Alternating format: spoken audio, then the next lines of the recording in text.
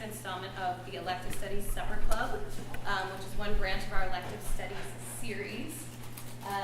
The mission of Illinois Humanities is to strengthen society by fueling inquiry and conversation around the works and ideas that shape our culture. And the Elective Studies series is designed to give artists the opportunity to gain inspiration from the world outside of them and to come together to meet one another as well. I said this last time, so if you were here last time, bear with me. You're going to have to hear it again, but it's true. Every single person in this room is important. It really matters that each and every one of you are here. The work that you make and that you put out into the world affects and changes it. And we believe that at Illinois Humanities, and as such, we are invested in what nourishes you. We believe that your contributions to society are critically important. I already said that. So yeah, the goal of the Elective Studies series is to unite, inspire, nourish, and connect. Tonight we're here to hear a lecture from someone with brilliant expertise in an area that may be unfamiliar and maybe, at least until tonight, even a little intimidating to some of you. And then we're going to sit down for a beautiful meal prepared by one of the city's best chefs. We're also bringing together some of the city's most exciting artists. That is quite literally all of you. So that you can meet one another and learn new things. So I want to make a few introductions, and then I'll hand the floor over to tonight's speaker. First and foremost, Illinois Humanities could not do this series without the wonderful partnership of Land and Sea Dept. We're so thrilled to be in their headquarters right now, and I want to point out our prime person at the Land and Sea Dept, Steph Krim.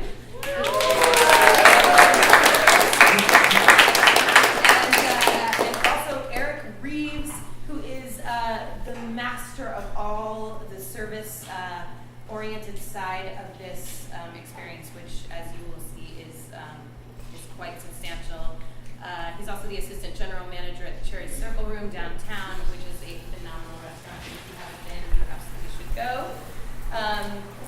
He's not here, but I want to thank Paul McGee, who's the Beverage Director of Land and Sea Dept, for making those delicious welcome cocktails. What? And then you also probably noticed we had some Perrier over there, so we're the beneficiary of some really beautiful sponsors, including Perrier, Leatherby Distillers, that's that delicious gin you're enjoying, Lagunitas Brewing Company, you'll be enjoying that later. And then this whole series would not be possible without the generosity of the Joyce Foundation. So we're very grateful to them. Continuing the train of gratitude, we have Eve Rydberg over here doing video documentation for us this evening. We have the amazing Matthew Gregory Hollis taking what was probably just a very but he takes beautiful photos in general. If you are so inclined to follow along with tonight's lecture on social media, please do. Hashtag Elective Studies. We are at IL Humanities on all this stuff. You know the stuff. Yes. Eugenia Cheng. And at Dr. Eugenia Cheng. At Dr. Eugenia Cheng. Please also tag Eugenia. And furthermore, if you want to continue this conversation with other people who are here tonight or other people who maybe are within the Elective Studies community, there is a Facebook group called Elective Studies Community. Feel free to join it. If you can't find it, email me and I'll hook you up. Lastly, on the announcement list, I think that all of you probably know this at this point, but if you're wondering, how am I on this list and what is this list and how does a person get on it, the Elective Studies list is for practicing artists from around the city of Chicago. We like to place as much emphasis as possible on diversity of that list in all the ways that we can mean that, in terms of race, in terms of genre, in terms of career level, etc. So we really intend to bring as many people together as we possibly can at these events. If you know other practicing artists who you think would be interested, all they need to do is email me at electivestudies at ilhumanities.org. That's the email that's been sending you all the invitations and confirmations and that good stuff. Okay, so we love to witness acts of artistic virtuosity. Do we not? That was a little rhetorical, but whether we're watching a concert pianist whirl through Beethoven's Concerto No. 5 or a Chicago footwork artist fly across the floor, we're witnessing the result of hours and weeks and years of dedication and passion and practice. There's a generosity in the sharing of that cumulative skill and knowledge that can be goosebump-inducing. While most of us will not in our lifetimes, or at least I will not in my lifetime, achieve the specific heights these artists reach, they lend us their wings for a while. The same thing is true when it comes to experts from other fields. The further we delve into our myopic life pursuits, the more unreachable and unknowable certain bodies of knowledge might begin to feel to us. Sure, we could read an article about, for example, mathematics, but that's not the same thing as studying it intensively over an entire lifetime. To be in the presence of someone whose years of work and study allows her to bring a complex subject to life is to be the recipient of goosebump-inducing virtuosity indeed. The disparity between mathematics and art may be a greatly exaggerated one, of course, and here I just want to give you a quote, which is something I like to do at these things. It is from a mathematician, James Joseph Sylvester. May not music be described as the mathematics of the sense, mathematics as the music of reason? The musician feels mathematics. The mathematician thinks music, music the dream, mathematics the working life. Our speaker for tonight, Dr. Eugenia Cheng, is both a mathematician and a pianist. She is scientist in residence at the School of the Art Institute of Chicago and won tenure in pure mathematics at the University of Sheffield, UK. She's an honorary fellow at the University of Sheffield and honorary visiting fellow at City University London.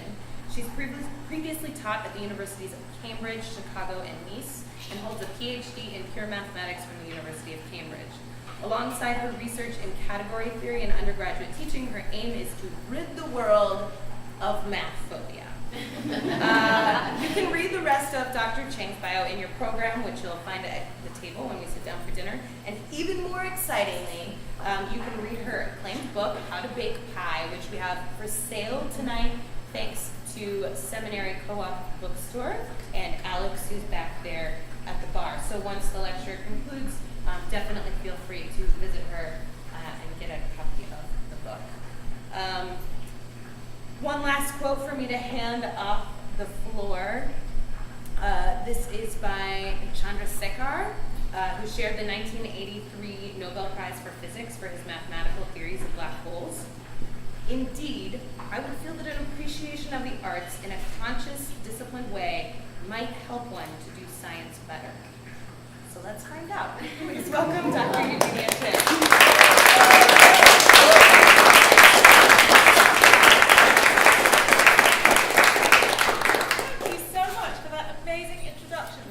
I'd like to thank Jane and for inviting me here, and all of you for coming, and especially for that amazing cocktail, on which I'm going to place all the blame if I say outlandish things because I was trying not to drink before giving the talk, but it was too delicious.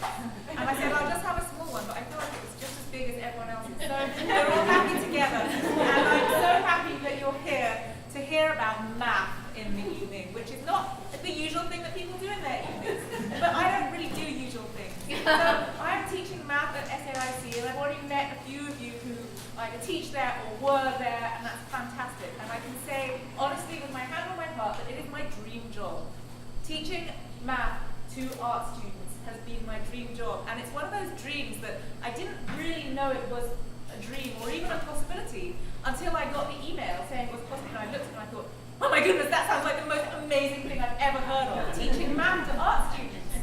And I'm going to tell you about some of the math that I teach to art students, and I'm going to tell you about why I love teaching math to art students so much.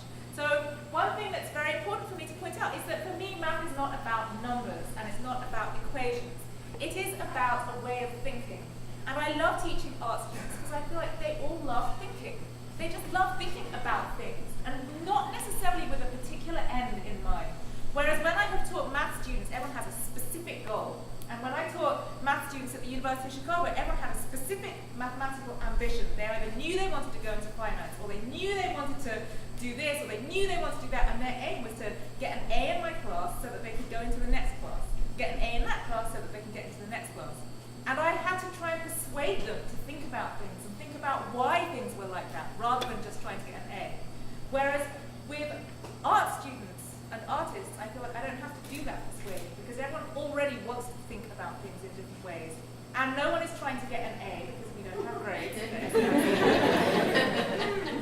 And no one is trying to go into a mathematical field, and no one is trying to get the course as a prerequisite for another course, because it isn't a prerequisite for another course.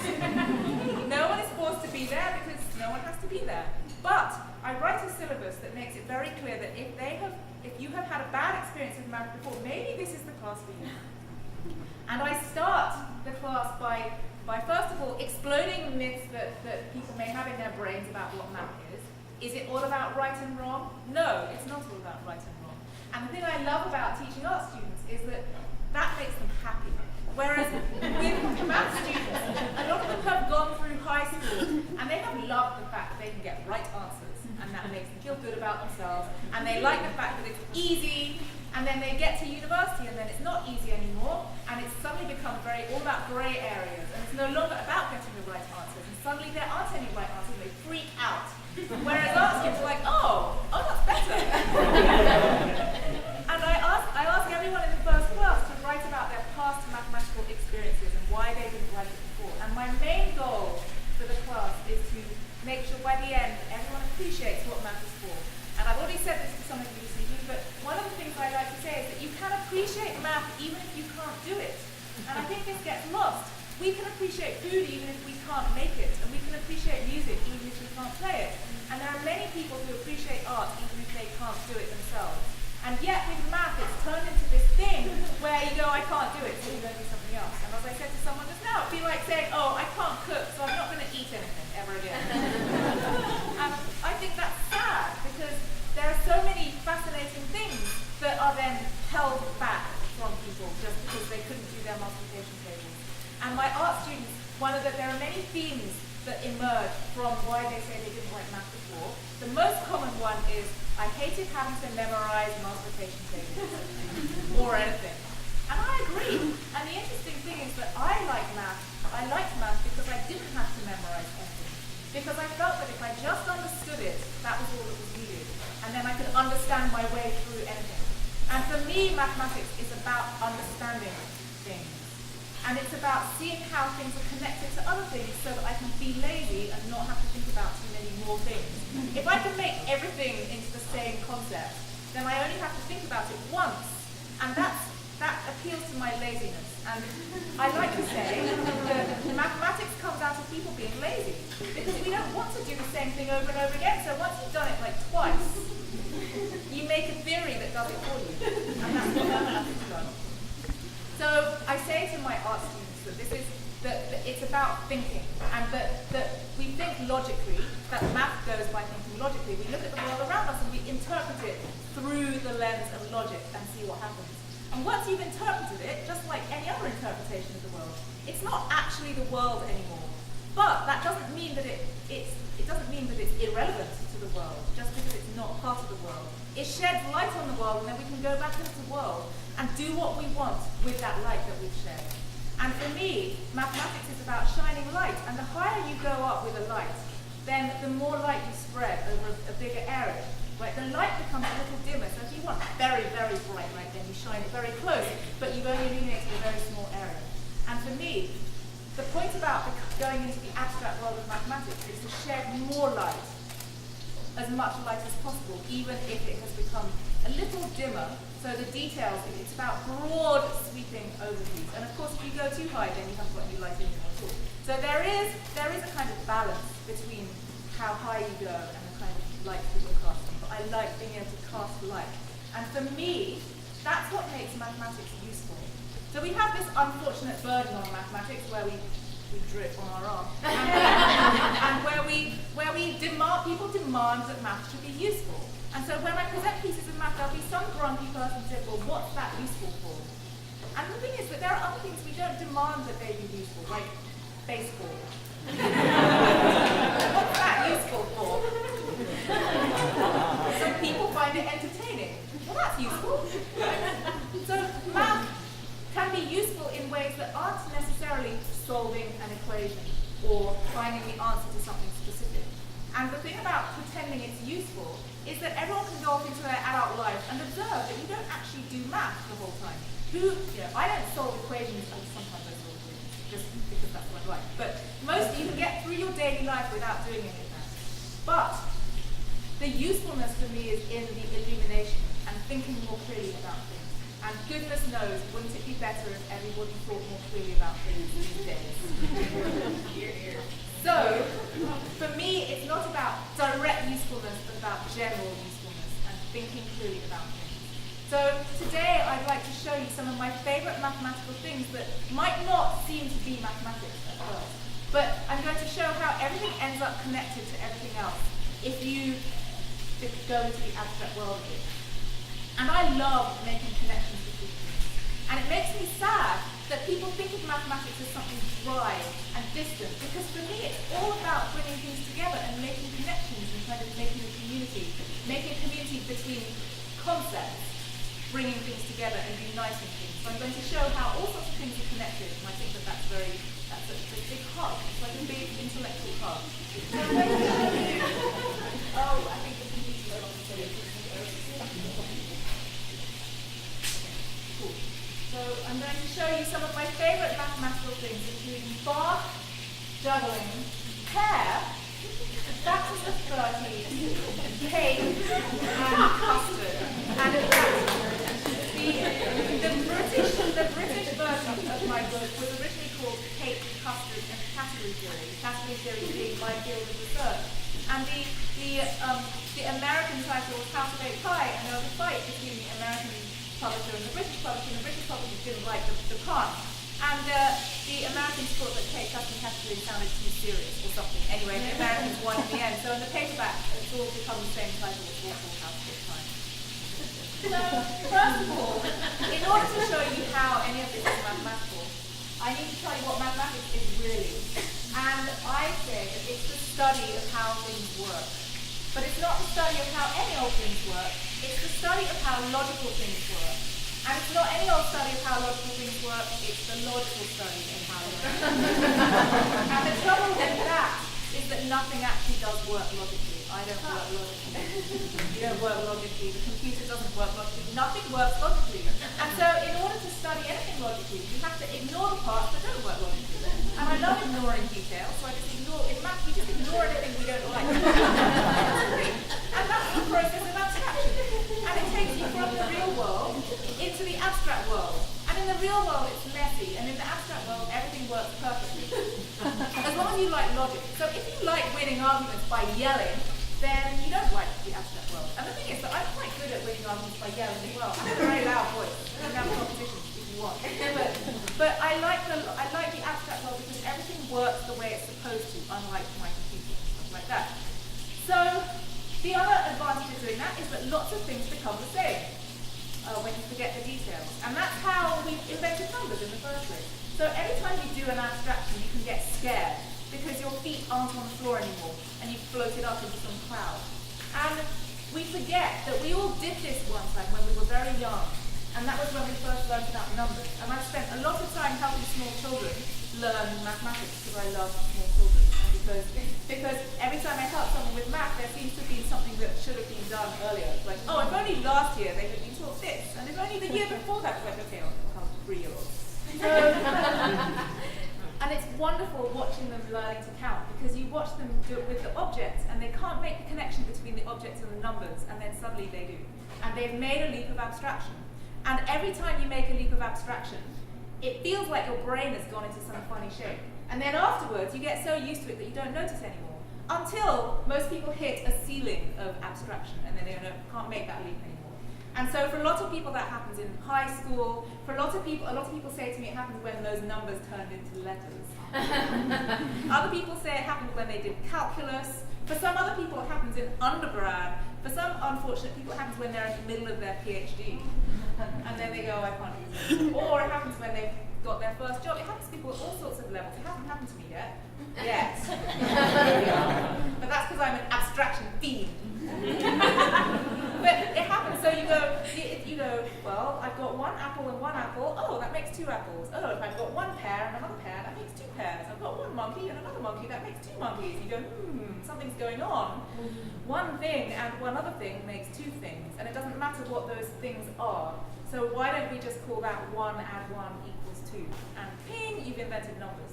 So that's how abstraction works. At every level, it's because you see yourself doing the same thing over and over again, and you go, oh, why don't I do this once forever, and then just apply it afterwards. So that is the power and the elegance of abstraction, which happens to be the title of my class at SAIC, the elegance of abstraction. So I'm going to show you how abstraction makes all those topics kind of the same. And I'm going to start with this piece of Bach, which is one of my favorite pieces of Bach. We'll see if I can play it after one cocktail. There's a lot of mathematics in Bach, and there's a lot of mathematics because he wrote this thing called the 48 Preludes and Fugues, where he wrote one prelude and fugue in every key, because they had just invented, using some mathematics, a way that you could tune pianos in every key so that every key sounded good. Before that, only some keys sounded good and other keys sounded awful. So he got really excited and he wrote one prelude and fugue in every key. There's 12 keys on the piano.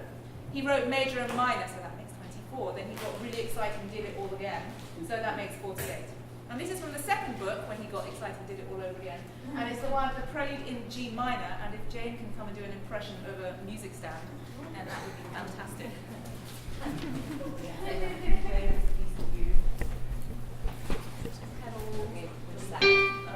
there.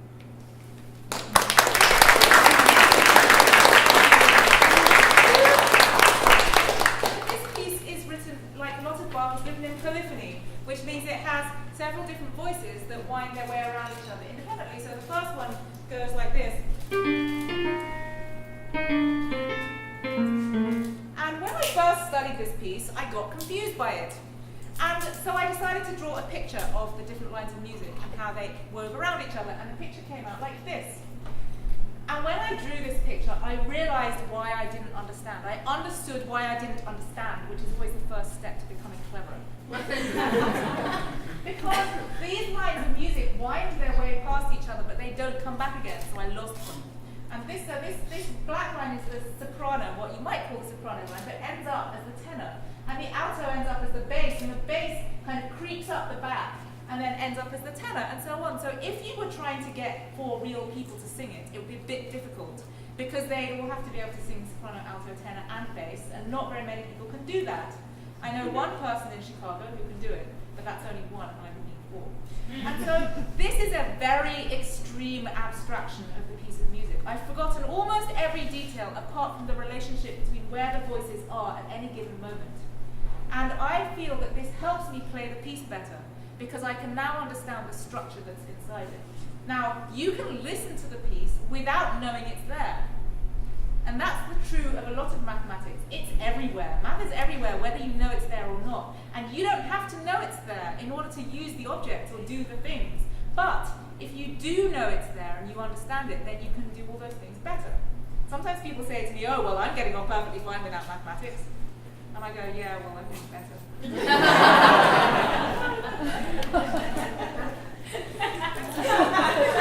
Understanding how things work enables you to use them better, but it also enables you to change them and invent new things and create your own thing. It's like the fact that you can follow a recipe, and you can follow a recipe, and you can follow a recipe. But if you understand how the recipe works, then you have a chance to invent new recipes, maybe based on it, instead of always having to follow somebody else's instructions. And if you're like me, and you're artists, so you don't like following instructions, right? And people think that math is all about following rules. And I say to my art students that actually you can make any rules up that you want. It's just unfortunate that in school, usually they tell you the rules. And it's only when you get to do a PhD or something that you get to make up your own rules and create your own world and see what happens there. And I think it's really sad that you don't get to do that until you've already passed tons of tests or you fail them, so you don't get there. So I decided to subvert that system and let everyone invent their own stuff already. And so in the art class, with my art students, although they didn't pass math in high school, many of them, we still invent. I let them just explore the mathematical world and kind of invent it for themselves, because that's so much more interesting than having some rules shoved in your face. And that's why I wrote this book, because I wanted to let everybody have access to those things that are usually withheld. Now, it's true that some grumpy old mathematicians don't like the idea of letting everyone in. And I think it's because they derive all of their self-worth from being able to do something that no one else can do. I don't like that. I believe in letting everyone in, because I think that if you know something, then it's really important to share it. Just like it's important to share food and money and love. And I think that it's important to share knowledge and understanding. So this is why I like to share my love of mathematics. This picture is actually something that then appeared in my PhD research, and I didn't know that was going to happen. When I drew this picture first, I hadn't started my PhD yet, and then I started my PhD and I was reading a paper called Braided Monoidal, the Coherence for Braided Tensor Categories. And then this thing came up, and I went, oh my goodness, I've done this already. And they're called braids in mathematics because they look a bit like braids. And they also come from juggling. So I brought some juggling balls, and I'm not very good at juggling. And I used to say, I can't juggle. And then someone said to me, that's like what people say about math. And I went home and I thought, yeah, but I really can't. So I tried again, thinking, maybe I can, and then I could. It was really strange. But I still can't do it really well enough in front of an audience, so I'm wondering if somebody else can. Would anyone like to do a juggling demonstration? I'm pretty sure. I can kind of juggle. Yay! Of course. I'm expecting not one of you is very well as a performer, so I reckon surely that means you could juggle. Hit me. I know I can't throw this. No, go up there so we can get it on camera. Well, you need to come over here. Yes.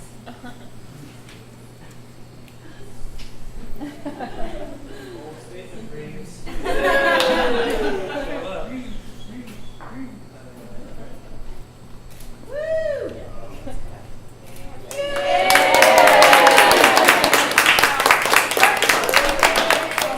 Can you walk across me?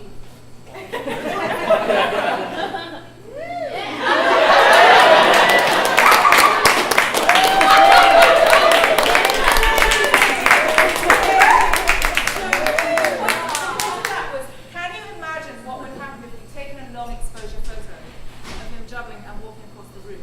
What picture would those balls have made as he walked across the room? I would look very drunk. I did this, or at least I tried to do it, and it made such a terrible picture because my juggling was very wonky. So I found a small child in a school, and we made this picture. And you can't quite see the undercrossings and the overcrossings because we used illuminated juggling balls in the dark. So he actually juggled in the dark to do this. And so this is the one I drew, where you can see the undercrossings and the overcrossings. So you imagine that you're starting with the green one, and the green one goes over that way, and as it's going, the blue one crosses, and then as it's going, the red one crosses there, and then as it's going, the green one. So it makes this thing, which, if I turn it this way, it's just like the braid in my hair. The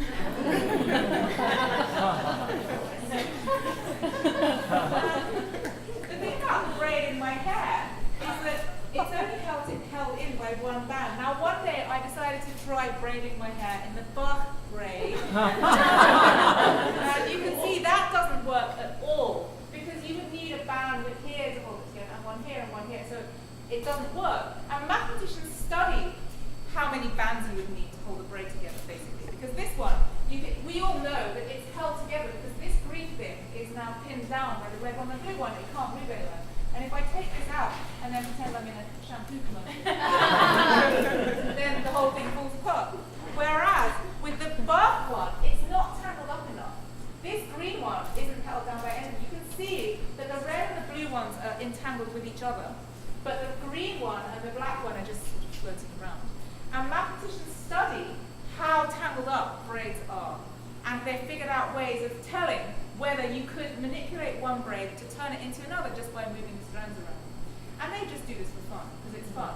But, like many mathematical things, it turns out to have actual uses, maybe, because it could be related to early diagnosis of Alzheimer's disease, which might be caused by brain cells getting tangled up in the wrong way by mutation. And so you need to be able to tell whether one tangled brain cell is the correct tangle or it has turned into the wrong tangle. And you can't just stick your finger in someone's brain and take a brain cell out and fiddle around with it to see if it's the one. And that's another time when mathematics comes into handy because it gives you ways of doing it when you can't do the experiments.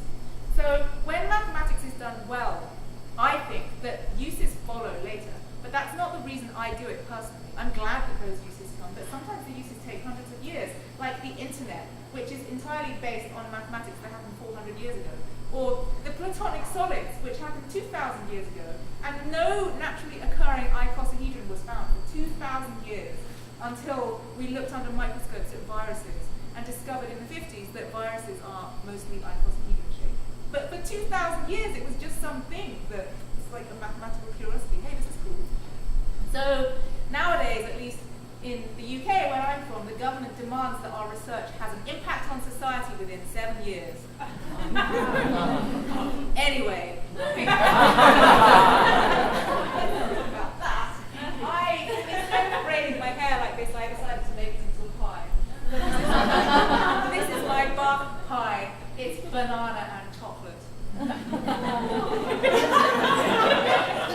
So now, in an apparently unrelated move, but we'll see in a minute, I'm going to talk about the factors of 30, which is the most obviously mathematical thing I'm going to talk about. And so let's think about whether we can remember what the factors of 30 are. All the numbers that go into 30. Well, there's 1, 2, 3, 5, 6, 10, 15, and 30. Hooray! So that's not very interesting. It's a bunch of numbers in a straight line, which is not very interesting. And unfortunately, we live in a three-dimensional world, so we write on two-dimensional pieces of paper in one-dimensional straight lines. And so we often have to squash our mathematics into straight lines, which destroys its natural geometry. And I don't like doing that. And that's why I like to say I don't tidy up the papers on my desk, because they have natural geometry. To squash them into one dimension. So let's discover the natural geometry inside this situation. And I actually did this in class yesterday, and we took it really far and spent ages doing it. And the screams, I love it when they scream sometimes. And they just go crazy. crazy and scream because they can't believe it's happening. Because I do that at home too, I think. So we can find which ones are also factors of each other, and then draw a kind of family tree of their relationships with each other. So my subject category theory is all about finding the relationships between things, instead of studying things in isolation. Unbelievably, for thousands of years until the 50s, mathematical objects were mostly studied in isolation, which would be like writing a biography of somebody just by talking about their intrinsic characteristics, without thinking about their friends, their family, their lovers. No one would do that, it'd be ridiculous. So let's look at the relationship between these numbers. There's a 30 at the top, which is the kind of great-grandparent, and then 6, 10, and 15 go into 30 directly, and then 5 goes into 10 and 15, and 2 goes into 6 and 10, and 3 goes into 6 and 15, and 1 goes into 2, 3, and 5. And so now we see it's a cube. But it's a cube a different way up from the way we usually think of a cube. It's a cube balancing on its corner. So I brought my little cube, which I actually made during class because we got excited about this. And so this, if you hold the cube by 2 opposite corners, then it has a different kind of symmetry, where you see that the 6, 10, and 15 are these 3 corners. And if you rotate it, those 3 corners just rotate between each other. And then the 2, 3, and 5 also rotate between each other. And actually, this gives rise to a kind of brain teaser where you say, if you hold a cube by one corner and suspend it in water halfway, what cross-section does it make on the surface of the water? And the answer is a hexagon. Because if I take this apart, so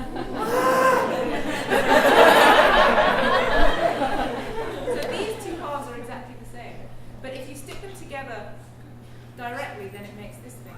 Whereas if you rotate them a bit, then it makes the cube again. And actually, this is kind of fun because if you turn them around, yeah, I put some hands in it. So if you put 8 of them together, it makes it anyway. This is spend some time doing that. So this is related to braids. Because by the way, I think this is much more interesting than a bunch of numbers in a straight line. And you can look at all the numbers and see what geometrical shapes you get out of the factors in the numbers, which is much more interesting than just going, oh, this number has this factor, okay. So if I now split this into 2 halves like that and wrap it up like a crescent, I'm going to wrap it up like a crescent, and I'm going to make up a rule, because I can make up any rules I want. And I say to my art students, you can make up any rules you want, but you have to follow them using logic. And the worst that happens is that you create a logical contradiction and your world implodes. That's okay. Then we just do it again. So I never tell them they're wrong, I just go, your world imploded. So I'm going to bring the ribbon from the right, and I'm going to put the ribbon from the right on top of the ribbon that's coming in from the left. I'm going to follow those ribbons down the sides. Now I need a third colour to wrap around this part. If I do that to this side, and I want the same colour ribbon to start in the same place on each side, so it's still going to be red here, blue here, and green here, but this time it follows the shape of the cube like that. And now, I hope you can see that if you shuffle this green strand up and shuffle the red and blue crossing down, this braid becomes that braid. And so mathematically speaking, those are the same braid. And this is something called the third Reidemeister move. Mathematicians love giving things fancy names because it makes us feel clever. Just use big words. So this is one of the 3 moves, it's the only 3 moves you need to get from any tangled up thing to any other tangled up thing and see if it's the same. This is the third one, and it happens to take the shape of a cube, which is actually something that also came up in my PhD research. And then years later, I remembered the bark braid, and I thought, what if I do this to the bark braid? So here, I started with some squares and I put ribbon on them. But with the bark braid, how about I start with the braid and I kind of reverse engineer what shape of present would perfectly fit that braid. And I sat down and I did this. And it's a cube. And I don't know why it's a cube. It just is. And I checked it and I did that thing. So I did exactly what I do whenever I make a mathematical discovery. I went, oh my god, that's amazing! And then 1 second later, I thought, it's probably wrong. And then 1 second later, I went, I bet everyone in the world knows this apart from me. So I don't think it's wrong, and I don't think everyone in the world knows it apart from me. And I texted my friend, the one who sings soprano alto tenor bass, actually, and I said, oh my god, this is amazing! And because I thought he'd like it, and he texted back and he said, I think it shows that Bach was communing with the spirit of the fraternity. And I thought, I don't think that's what he was doing. But I don't know why this is happening, and I don't know what it's useful for. before. I just think it's cool, and that should be enough sometimes that something cool happens. I mean, it's a cube. I don't understand. Anyway, it's great. Moving on to Battenberg cake, which is one of my favorite kinds of cake. And it's a very English cake. It might or might not represent the crest of the Battenbergs. It's one of those Wikipedia arguments that you can't tell if it's a myth or not. But the point is, you have two colours of cake, and you definitely don't want the same colour of cake touching the same colour of cake, because that would be terrible. So it has to go in that pattern. But this is a mathematical pattern. And you can get this pattern, for example, if you do the multiplication table for 1 and negative 1. So if we do this, then 1 times 1 goes in there, and 1 times 1 is 1 usually. And 1 times negative 1 goes in here, and that is negative 1. And negative 1 times negative 1 is 1. So it's a Battenberg cake.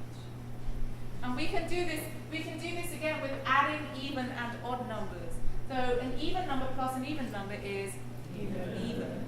And an even number plus an odd number is odd. And an odd number plus an odd number is even. So it's a Battenberg cake. And we can also do this with multiplication of real and imaginary numbers. Now you might not know what real and imaginary numbers are, but I tell you it's a Battenberg cake. In fact, real and imaginary numbers are what happen when they say to you at school, you're not allowed to take the square root of a negative number. And then the following year they go, okay, now we're going to take the square root of a negative number. It's really irritating when they do that. I think they should just say, we're not going to take the square roots of negative numbers yet, or something. Anyway, so a real number times a real number is real. And a real number times an imaginary number must be imaginary. And an imaginary number times an imaginary number must be real, because it's a Battenberg cake. And because I wasn't trying to trick you, I do this with my students sometimes and give them one that isn't a Battenberg cake to see what happens. Usually about half of them produce a Battenberg cake anyway, which is fine, they're delicious. So this is also related to bed flipping. And in fact, I brought some little, as it were, beds. So these are representing beds. You pass these around. Around that one each. Bed flipping is what we're supposed to do. We're supposed to flip our mattress every season to stop our fat bottom from squashing one part of the mattress down. Now, I never do this because I'm much too lazy to do it. But if you were going to do it, then clearly you would write A, B, C, and D on your mattress. To remember where you were. Now, this is one of the problems with trying to apply math, to demonstrate math in real life situations, because it usually comes out ridiculously contrived. And my friends are getting to that age where they have children with ridiculous homework, and everyone sends me photos of the ridiculous homework. And one of my favorite ones is things like, you have 85 wild horses, 17 of them run away. Yeah, that's a real life situation. Well, my favorite one so far is, you have 1 meter of string. You use 35 centimeters of it to tie up Ben. And then you use 0.3 meters of it to tie up James. How much do you have left to tie up Adam?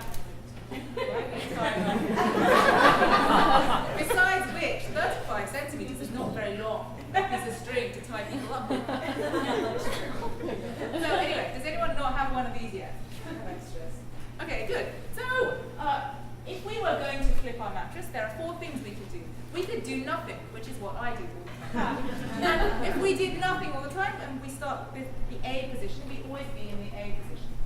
We could do nothing and then rotate. That's what I'm calling rotate, which gets us into the B position. We could do nothing, so start in the A position again. We could do nothing and then flip over sideways, which gets us into the C position. And we could do nothing and then we could flop. So I'm calling flop this floppy direction. And that gets us into the D position. So we could also, this column here says do the thing and then do nothing afterwards. And it doesn't really matter when you do nothing. You can do nothing whenever you want. Do it a lot. So that gives you the same stuff. So now we can try doing the same thing twice. Here says do rotation and then do rotation again. That gets us back to the A position. And here says flip over and then flip over again. So we flip over and we flip over again. We get A. And here says flop over and then flop over again. And that gets us to also A. So that tells us that we can't keep doing the same thing every season because we'll just get back to A again every time.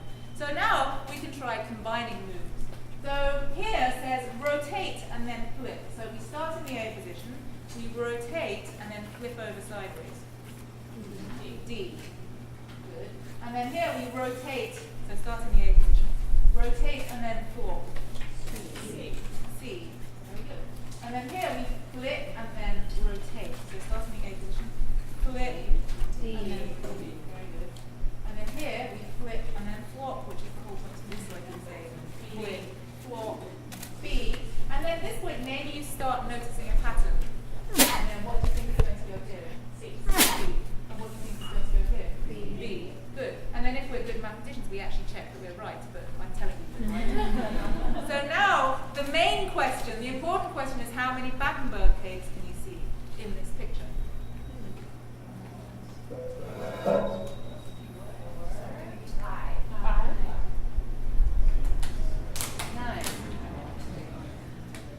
That's how you count them, right? There's two here. And there's two here. There's one in the middle. But there's the whole cake. The whole cake is a Battenberg cake, each of whose cakes was already a Battenberg cake. So I call this the iterated Battenberg cake. Here's an iterated Battenberg cake.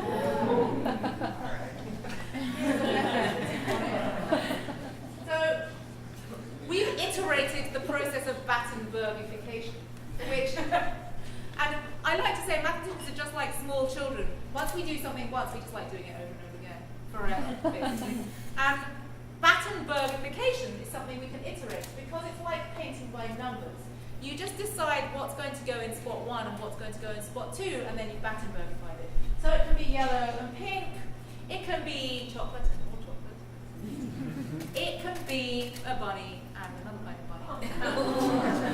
Or it could be one kind of Battenberg cake and another kind of Battenberg cake, in which case you've got an iterated Battenberg cake.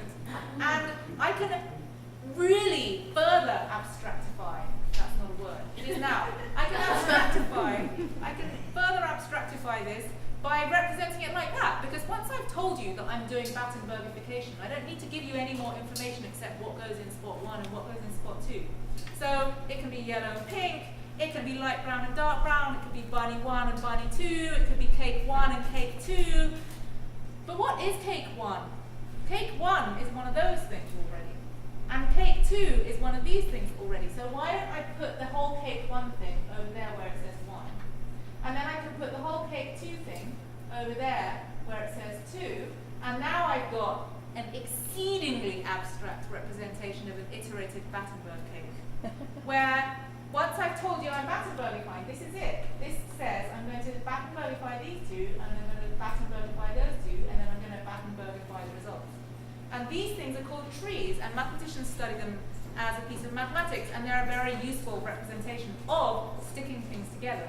And they're kind of like trees because they're here at the bottom of the tree and it branches out. But the great thing about an abstract tree is that you can read it up or down. The funny thing is that mathematicians get into really huge arguments about which way up the tree should go. Like, why should it matter? You can read it any way up you want, and doesn't it look more like a tree this way? Anyway, trees come from sticking things together. So here's an example where we stick 3 things together. We stick the first 2 together first and then the third one afterwards. And here, we stick the second 2 together first and then the third one afterwards. For example, we could do 4 add 4, which is 8. And then we could add 2 afterwards, and that makes 10. And usually we write this with annoying parentheses because we've squashed ourselves into a straight line. Whereas what's really going on is this geometrical thing where we're moving a branch from left to right, which I think is much more vivid than those stupid parentheses. The other way around says add the 4 and the 2 together first, which is 6, and then add the 4 afterwards, which is 10, which is the same because it's just moving these parentheses over, which you might remember as the associative law for addition. And we know that those are always the same, and I think it's much nicer represented with this 2-dimensional thing instead of these silly parentheses. The thing is that when we study things that are more interesting than numbers, because let's face it, numbers aren't that interesting. In fact, the whole point of numbers is that they're not interesting. Is to take out the interestingness from every object in the world and make every object the same. So there are things that are much more subtle than numbers, like egg yolks and sugar. So if we mix egg yolks and sugar together and then we put some milk in and heat it up, we get custard, which is delicious. However, if we do it the other way around and we mix sugar and milk, and then we mix the egg yolks in, we do not get custard. So these things are not the same.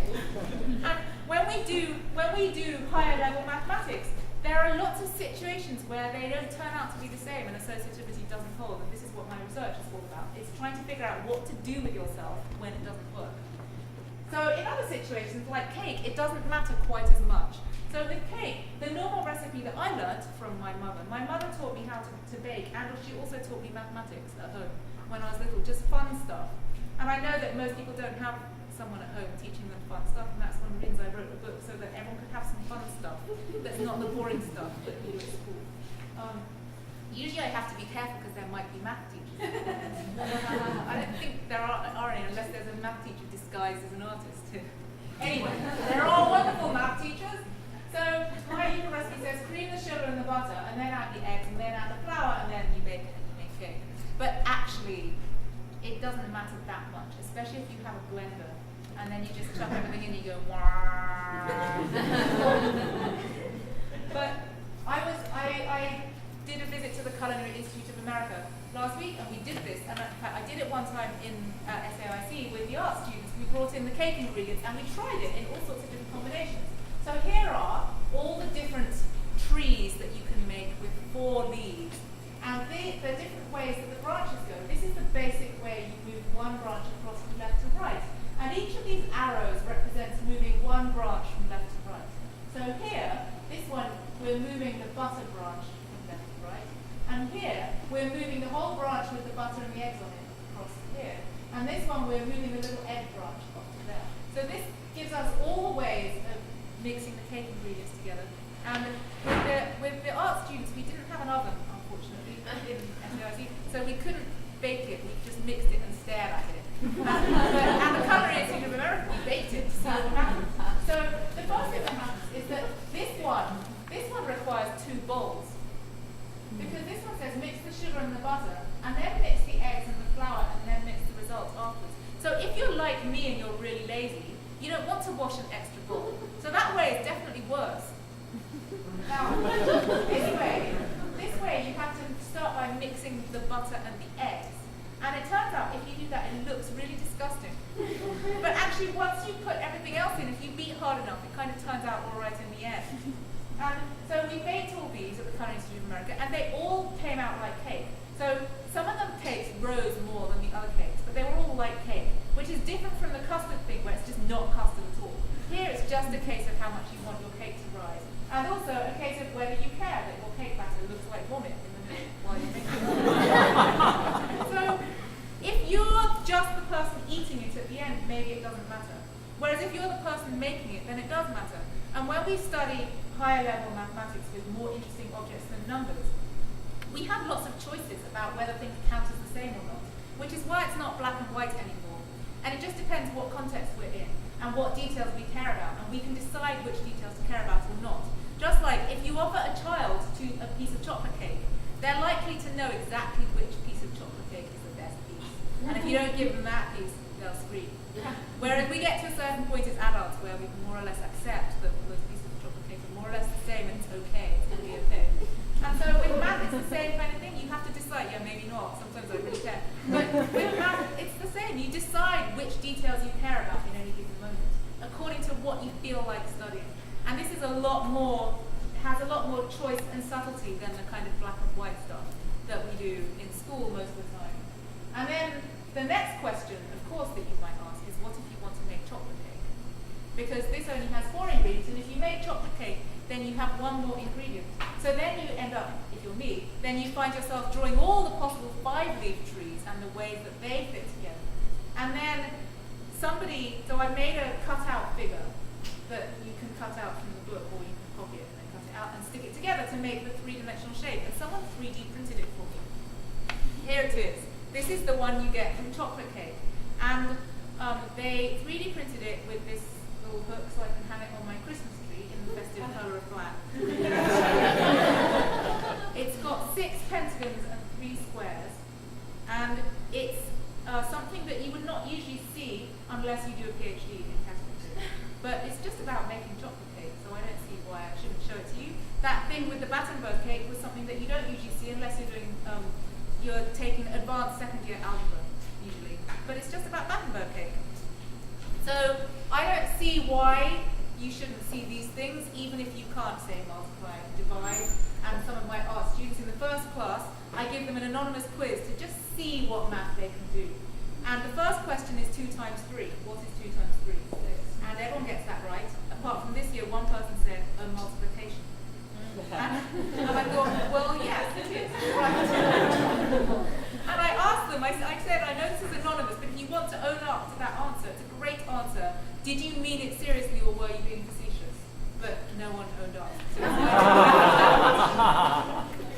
The second question was what 6 times 7, and not everyone gets that right.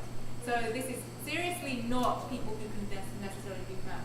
But I honestly believe that I can show these ideas to everybody and that it's possible to appreciate them. And I'd like to finish by just pointing out what my research is about, to try and convince you that you've actually seen some high-level math research. So my research is category theory, and mathematics is the logical study of how logical things work. And I say that category theory is the mathematics of mathematics, which means it is the logical study of the logical study of how logical things work. And that's what I do. And thank you very much for listening.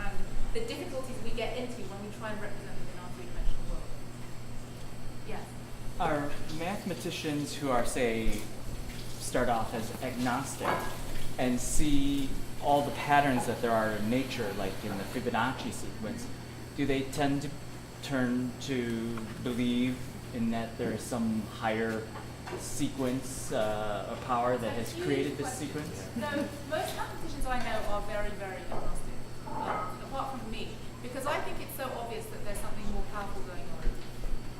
Especially because if you use logic to attain any kind of truth and understanding of things, logic just says if this is true, then that's true, and if this is true, then that's true. But where do you start? So if you have no starting point, then you can't produce anything from it. And so there are certain things that you just have to believe straight off, otherwise you don't get anything. So those things that I believe are things I believe. They're just things I believe, and you can call them what you want. People call them different things. There are some mathematicians who just deny that there's anything they believe without logical justification. And I think they're in denial. But yeah, for me, belief in stuff comes exactly from those amazing patterns, from the knowledge that logic can't get you anything without starting from somewhere, from the extraordinary music that happens, from the fact that I can explain a lot of things logically, but I can't explain everything logically. We'll never be able to explain everything logically. And to me, it's important that we can't, because logic is the part of the world that is easy and that works perfectly. And the best parts of the world are the parts that don't, for me. And that's where we get love and poetry and music and art. And what I love the most is trying to explain as much as I can. For example, about why I love that piece of music. I try and explain as much as I can, and then just beyond what I can explain, there's something I can't explain. And that, to me, is where the beauty is. It's just beyond what I can explain. And I have this image of the logical stuff being at the center of our understanding. And then there's stuff that's completely crazy that's over there somewhere. But the part that's beautiful to me is just where on the interface where logic and non-logic interact with each other. That to me is where the beauty is. So for me, the idea is to put as much stuff as possible into the logical center so that it grows, and then that area of interface between the logic and the illogic grows, and then we get more beautiful stuff. Yeah. How do you continue to study math so that it's fun like this? How do I? How do you? How do I? Well, there's this great book I've heard about. And I hope to continue writing things. So I wrote the next book that's coming out in the spring, and I really believe in. And I now travel as much as I can.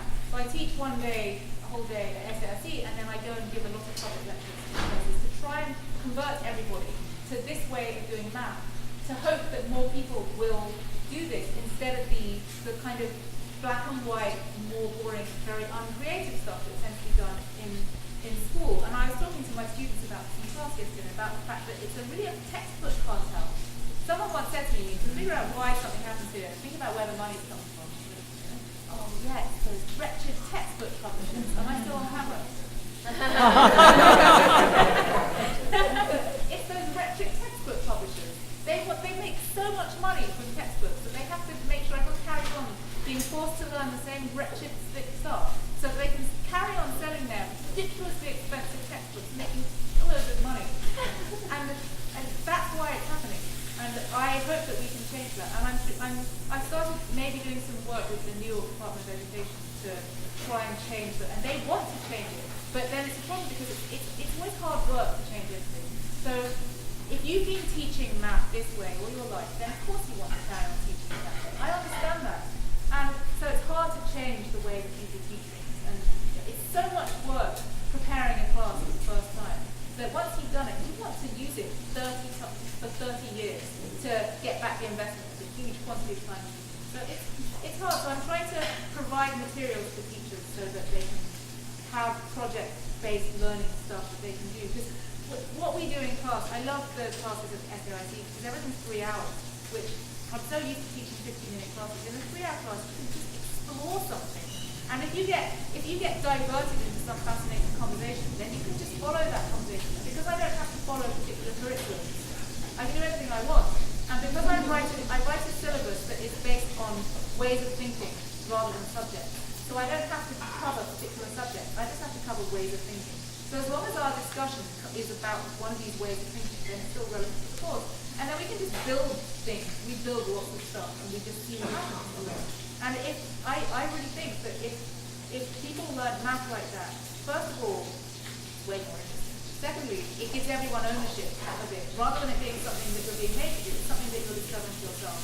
And I digress from the question, but how can we carry on like this? Well, I hope to continue to provide more and more materials, and because I think a lot of people want that but don't know how, or aren't convinced that it's possible. So one thing that I'm trying to make use of from my experience in teaching at SAIC is to go around telling everyone how possible it is to do, because I've taught the course 8 times now, and the feedback is wonderful, and I hope that that's honest from the students. I feel like they wouldn't say it was great if they didn't think it was great.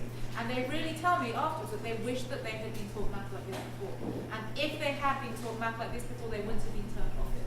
And so I've been starting to write articles because I love talking to art students about what happened to them, because they're very self-aware and self-reflective. And I love hearing about, they explain exactly what they're feeling and what they used to feel about mathematics. So I learn a lot about how people get into a state of mathphobia. And I want to try and use that usefully, as it were, to share with everybody, to say, well, this is what's gone wrong, and this is how we can fix it. And look, I've done it 8 times so far, and so maybe it is possible. Yeah. First of all, thanks for reminding me about bed flipping. Oh. So I'm just wondering, like, who tends to take your course? And, like, to your knowledge, has anyone ever, like, veered all of a sudden been like, you know what, now I know that I truly want to be a mathematician? I don't think anyone from art school has gone. No, now. But there are lots of people who, most people take it because they have previously had a bad experience with math, and I have convinced them might be one chance. And they say wonderful things. They say things like, I hated math before, but now I've decided that I don't want hate in my life. or they say, when I was a teenager, I knew I wanted to be an art student, and hating math seemed to be part of the requirements for being an art student.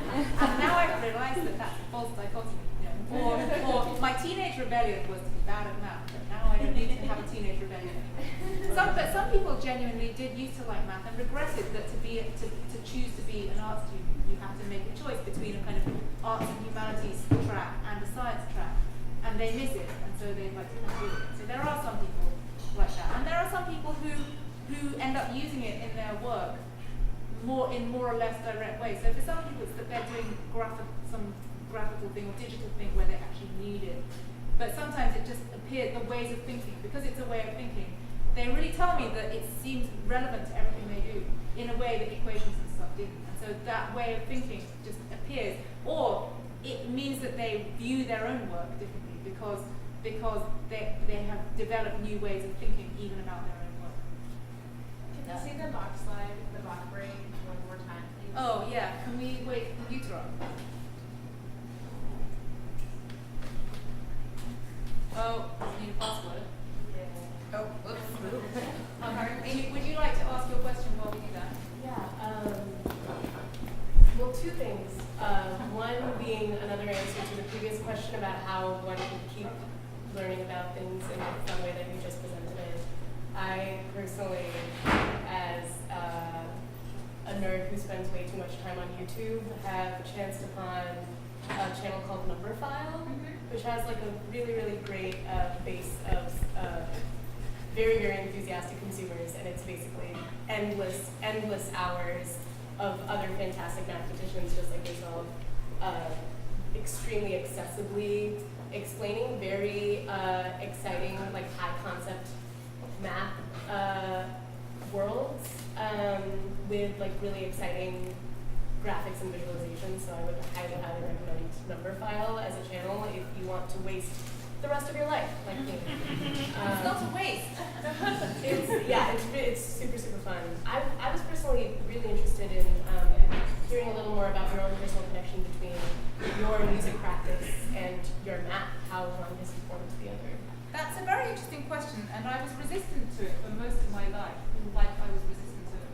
One is resistant to things, especially when one is asked a lot. But I've been thinking about it, and I'm actually going to teach a course about it.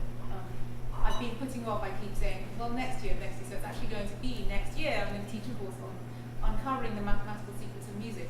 So I think that a lot of what people say about math and music doesn't resonate with me at all, because it's all about numbers, and I actually kind of hate numbers, they're really dumb.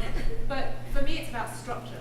So all the work I do in math is about structure and about things like this, and there's so much structure in music, and that, for me, the fact that I understand music structurally is kind of my mathematical brain working. And some music is more structural than others, and some of it interferes with my mathematical brain. So Bach, I want to do MRI scans where I do math and play Bach and see if it's the same part of my brain, because it feels like the same part of my brain.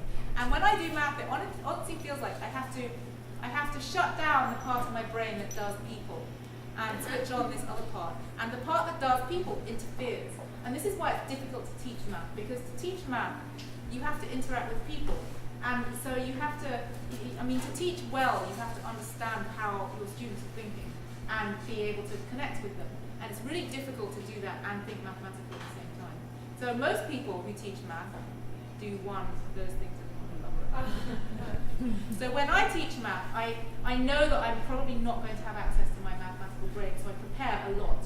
And then I sort of don't understand the math as I'm teaching it, but I'm kind of doing a performance of it while communicating with students. And then if something goes wrong, then it's a huge disaster and I can't. And so often, it's really true that I have to do something like walk into the corridor to try and find my mathematical brain to figure out what's going on. So when I'm at home and I'm trying to do research, if I can't shut my people brain up, then I put some Bach on.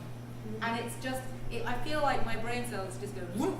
You know, like that experiment with iron filings when you hold a magnet and the iron filings are all over the place, and you put a magnet there and they go whoop and they all line up. So my brain cells feel like that when I put Bach on. It just calms down occupies the people part of my brain enough, lines up all the rest of it so that I can do that perfectly. Whereas if I listen to Wagner, then it's a huge mess. I can't do math for days. I love Wagner, but I can't do math for days if I listen to Wagner. So I would love to do MRI scans to see if that's true, or if it's just I've made it up. But it feels true, and to me that's enough. Because facts, schmacks. One more question. Meow. Someone. Oh yeah. Thank okay. you. Sorry to meow for it. Was there ever a moment in which you realized that your research up to that point needed to be directed toward a larger populace, like that you needed to communicate with people Oh, I love about? that question.